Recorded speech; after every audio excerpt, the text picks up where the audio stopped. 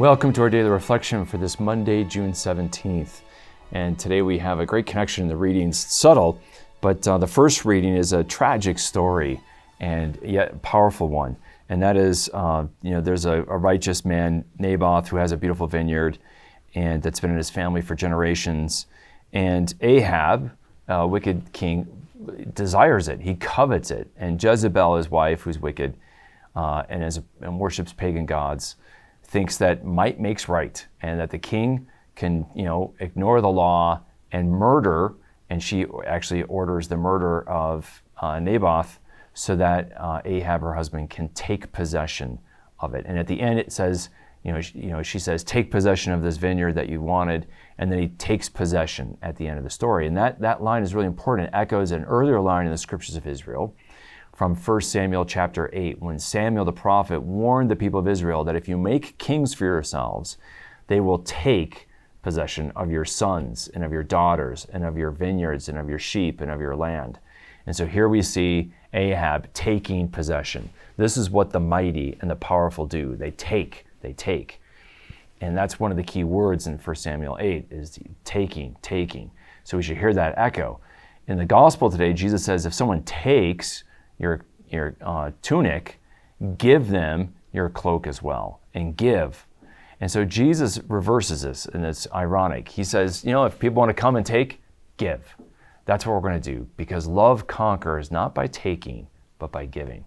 And so Jesus reverses the way of the world. The world thinks it wins by taking possession. And Jesus says we win spiritually. The true victory, which is the victory of love, wins by giving. And that is counterintuitive, my friends, but that is the gospel.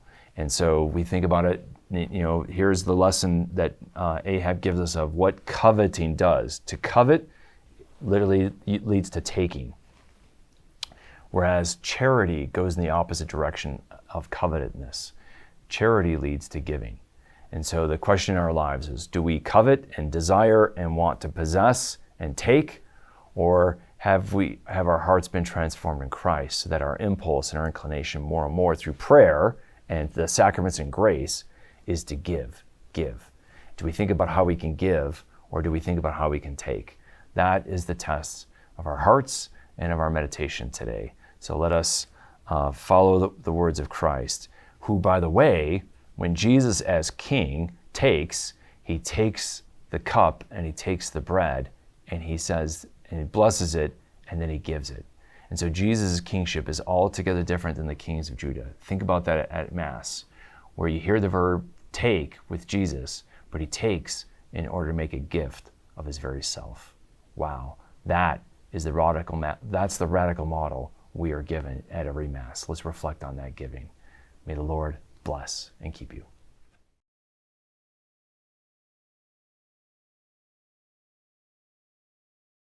This daily reflection is brought to you thanks to the generous support of the Mission Circle.